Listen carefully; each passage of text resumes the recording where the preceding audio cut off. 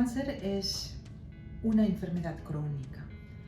Cáncer es una finalidad, es un diagnóstico de algo que no funcionaba bien durante muchos años. Es un conjunto de disfunciones, de abreviaciones, puede ser genéticas, puede ser metabólicas.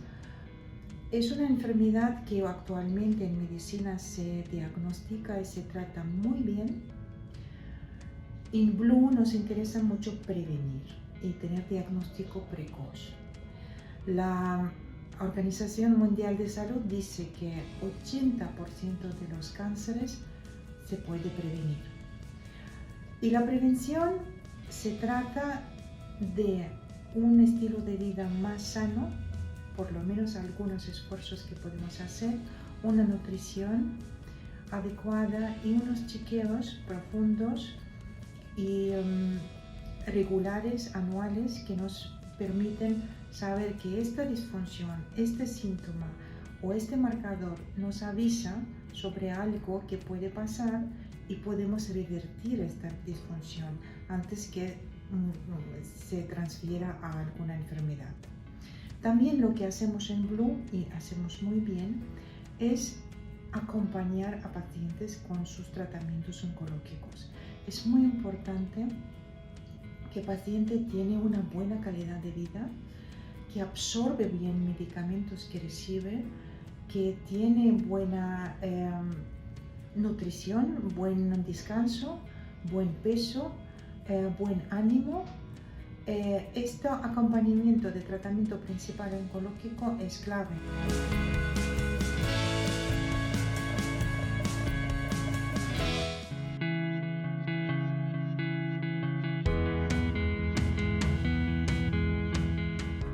El hepatocarcinoma es el cáncer hepático más frecuente y actualmente constituye la quinta causa de muerte por cáncer entre hombres y mujeres. El hepatocarcinoma es frecuente que aparezca entre los pacientes que tienen una enfermedad hepática crónica, una enfermedad avanzada como la cirrosis o un hígado graso. Hay muchas opciones terapéuticas para el hepatocarcinoma, pero van a depender del diagnóstico precoz y para eso es fundamental las técnicas de imagen. Entre las pruebas de imagen más importantes para detectar un cáncer hepático tenemos la ecografía, que además es una prueba que es indolora. Permite detectar el cáncer hepático en manos expertas con una sensibilidad muy alta. Pero es que además disponemos del FibroScan, que nos permite identificar a aquellos pacientes que tienen riesgo de hacer un cáncer hepático, fundamentalmente los pacientes con fibrosis o cirrosis avanzada y los pacientes con hígado graso.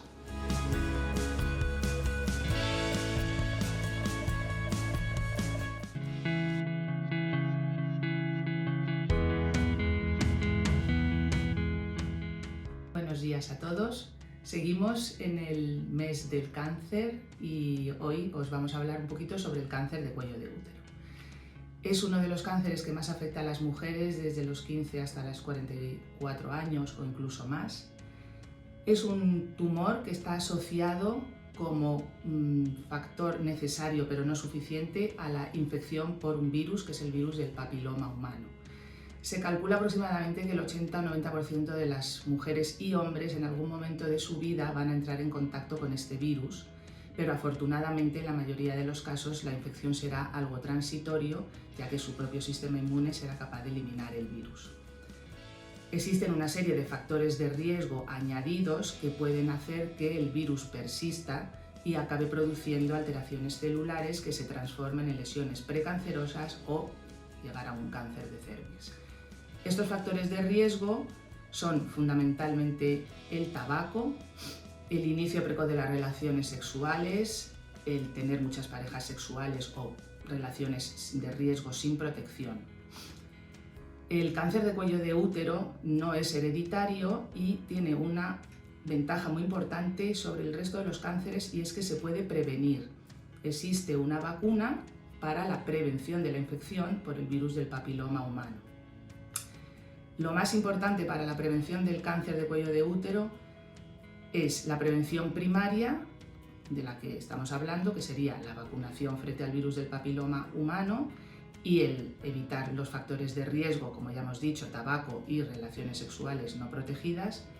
Y en la prevención secundaria hablaríamos de las revisiones ginecológicas periódicas. Es fundamental que las mujeres se hagan sus revisiones ginecológicas con tomas de citología y eventualmente cada X años detección del virus del papiloma. Por lo tanto, como resumen, podríamos decir que el cáncer de cuello del útero se puede evitar y que prevención es igual a vacunación más revisión.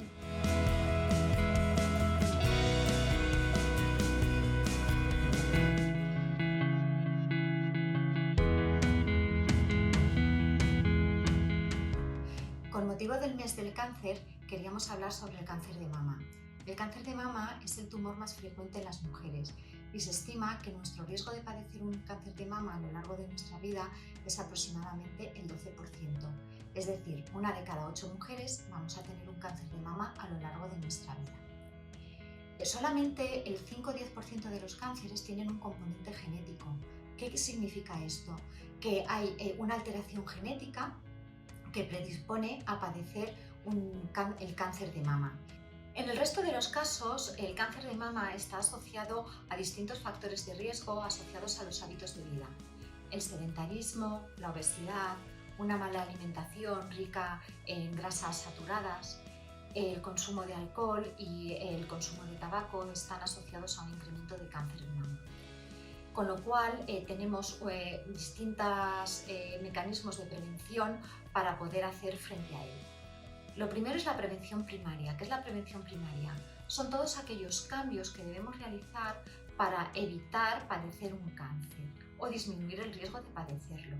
Por eso, una alimentación rica en frutas, verduras, proteínas de alta calidad, frutos secos, semillas, grasas adecuadas como es el aceite de oliva, el aguacate, el salmón, por un lado. Por otro lado, el ejercicio. El ejercicio es muy importante, sobre todo el ejercicio de fuerza. También el evitar el consumo de tabaco, el consumo de alcohol, el manejo del estrés, que es fundamental, y luego tenemos la prevención secundaria. La prevención secundaria son todas aquellas actividades médicas encaminadas a poder hacer un diagnóstico temprano de la enfermedad. Por ejemplo, las mamografías y las ecografías mamarias. Con ello, lo que vamos a conseguir es poder diagnosticar la enfermedad en una etapa más precoz y poder someter a la paciente a unos tratamientos menos invasivos.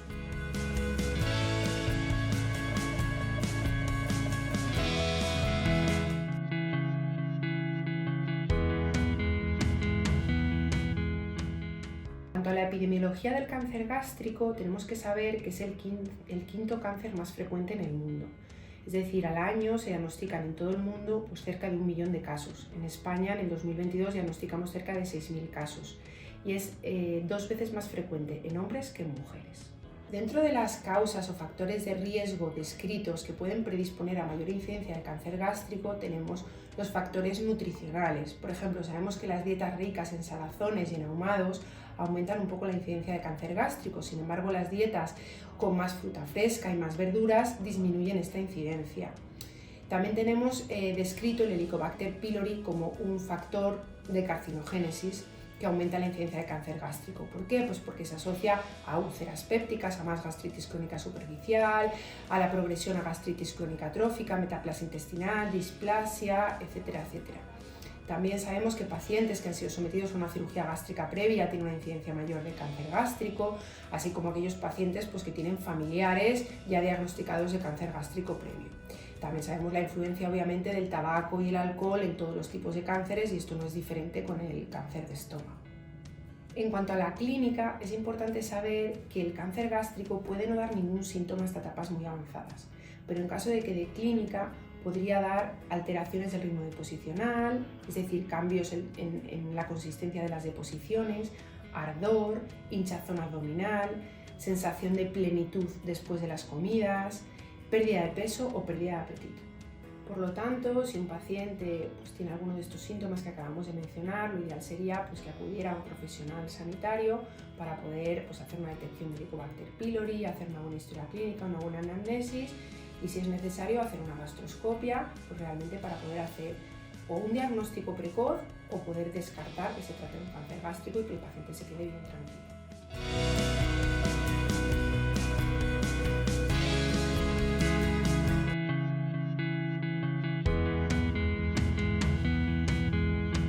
España se registran 1.500 casos de cáncer infantil al año. Es cierto que las tasas de supervivencia han mejorado mucho en las últimas décadas. Hoy en día en España nos movemos en cifras del 80-81%, pero todavía queda un largo recorrido. ¿En qué se distingue el cáncer infantil del cáncer del adulto? Pues en primer lugar, en que no es prevenible y no existen unos factores de riesgo claramente identificados como ocurre en el cáncer del adulto. Y en segundo lugar, porque en muchas ocasiones el inicio del cáncer infantil se caracteriza por síntomas muy inespecíficos. La mayoría de las veces estos síntomas van a pertenecer en realidad a enfermedades banales o autolimitadas, pero en esas pocas veces en que nos encontramos ante un caso de cáncer infantil va a ser fundamental el diagnóstico precoz. Por ello es importante que ante la menor duda o los síntomas que podáis encontrar que os llamen la atención en vuestros hijos, consultéis a vuestro pediatra. Somos nosotros, los pediatras, con un alto índice de sospecha, los que debemos tranquilizar en todos esos casos en los que no vamos a encontrarnos ante esta situación, pero también en poner la maquinaria en marcha cuando sí que haya datos de alarma y debamos hacer más estudios de cara a hacer ese diagnóstico precoz e iniciar el tratamiento de la manera más temprana posible, que es la manera de mejorar esa supervivencia. Por ello, desde Blue Pediatrics, el servicio de pediatría de Blue Healthcare, queremos dar visibilidad a este problema hoy, 15 de febrero, que se celebra el Día Mundial del Cáncer Infantil. En primer lugar, para concienciar a la población de su existencia y la importancia del diagnóstico precoz. En segundo lugar, para poner de manifiesto la necesidad de más investigaciones que vayan dirigidas al tratamiento específico de los niños. Y en tercer lugar, para dar apoyo a todas las familias que están viviendo en este momento este doloroso proceso.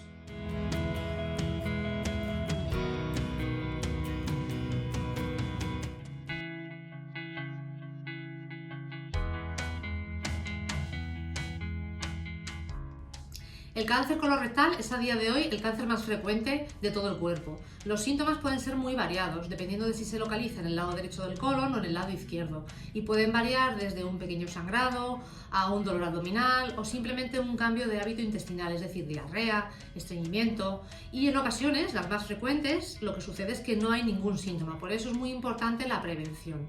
Lo que se recomienda sobre todo es a partir de los 50 años, que es cuando es más frecuente este cáncer y más en los varones, es realizar la sangre oculta en heces. Esta analítica es una analítica muy sencilla, es indolora, es cómoda y nos dice si existe un pequeño sangrado que nos puede indicar que hay un cáncer. En estos casos, si sale positivo, siempre hay que hacer una colonoscopia. Y si además hay síntomas, es recomendable también una colonoscopia. Si crees que estás en esta situación o tienes antecedentes familiares que te hagan padecer con más riesgo este cáncer, te recomendamos que vengas a Blue a consultar con un especialista.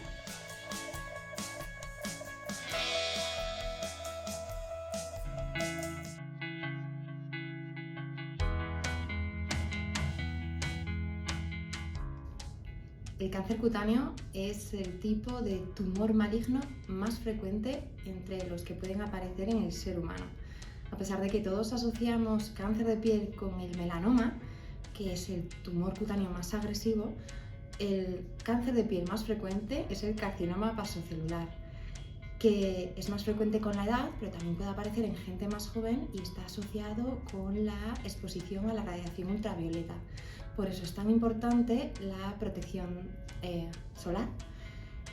Es interesante una autoexploración frecuente y también revisiones con el dermatólogo para valorar si lesiones nuevas que nos han aparecido o lunares que hayan cambiado pueden ser lesiones malignas. Es interesante hacer una detección precoz para que las cirugías sean menos agresivas, teniendo en cuenta que las lesiones van a ser más pequeñas, y también para hacer detección de lesiones premalignas, es decir, poder tratar antes de llegar a la malignidad.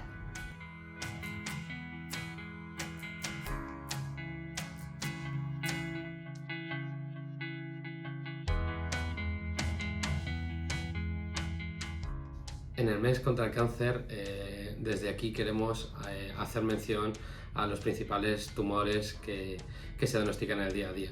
Y uno de ellos sabemos que es el cáncer de pulmón. Es uno de los cánceres más prevalentes que hay hoy en día y que por desgracia es uno de los que mayor mortalidad tiene. Sabemos que en España se diagnostican más de 20.000 cánceres de pulmón al año y por tanto tenemos que tener en cuenta la relevancia de hacer una prevención y un tratamiento precoz en todos nuestros pacientes. Y para ello tenemos que saber quiénes son nuestras personas dianas o las que tenemos que prestar más atención. Fundamentalmente son aquellos que son fumadores y aquellos que, aun no siendo fumadores, han tenido antecedentes familiares de cáncer de pulmón.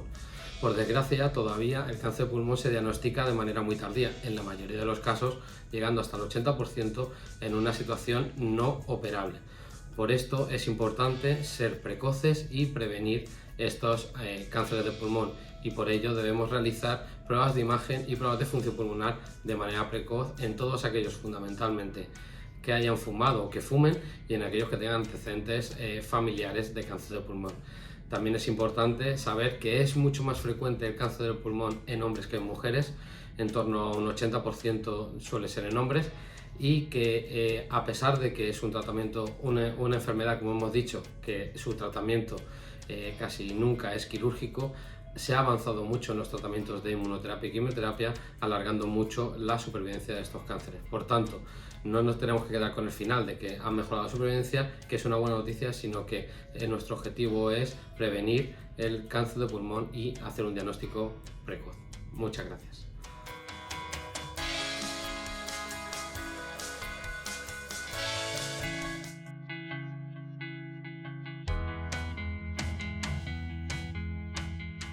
Pues efectivamente estas dos enfermedades, cáncer por un lado y enfermedad cardiovascular por otro, son entidades que tienen nexos comunes a través de los factores de riesgo. El paciente que fuma en exceso, que hace una dieta inadecuada, que es obeso, que hace vida sedentaria, que tiene una carga genética importante, pues puede tanto sufrir un cáncer como sufrir una enfermedad cardiovascular. Por otro lado, hay que recordar que los tratamientos antitumorales que se suelen dar para el control del cáncer son, muchos de ellos, la mayoría, son bastante cardiotóxicos. Esto quiere decir que afectan al corazón, deteriorando su función. De ahí la importancia de un paciente que tiene un cáncer y que va a ser sometido a un tratamiento antitumoral, debe ser visto por el cardiólogo y seguido por el cardiólogo para saber si existen complicaciones cardiovasculares, en cuyo caso tratarlas. De ahí la importancia de que, para evitar ese 30% de mortalidad de los pacientes tumorales por enfermedad cardiovascular, oncólogo y cardiólogo tienen que estar en continua comunicación por el mejor bien del paciente. Aquí en nuestra clínica, en Blue Healthcare, hemos creado una unidad de cardio-oncología precisamente para tratar las posibles complicaciones cardiovasculares de los pacientes tumorales que están sometidos a quimioterapia.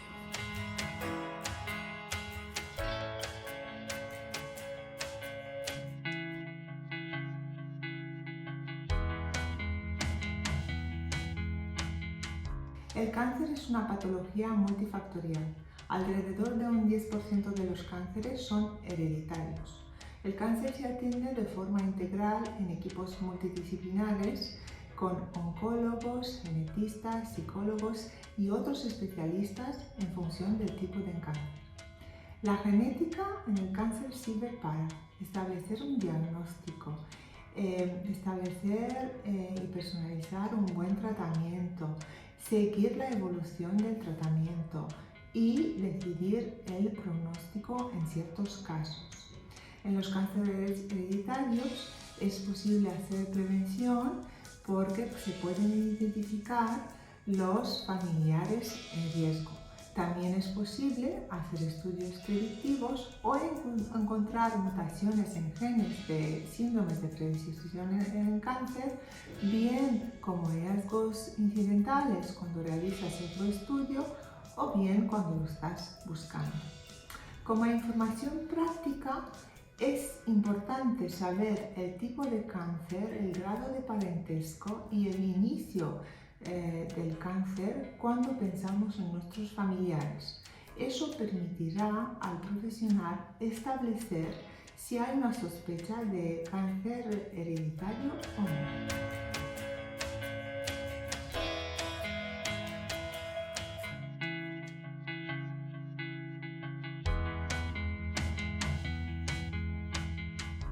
El diagnóstico de cáncer es un estresor potente que puede provocar reacciones emocionales que consideramos normales, pero que de no ser bien gestionadas pueden dar lugar a trastornos psicológicos como los trastornos de ansiedad y los trastornos depresivos.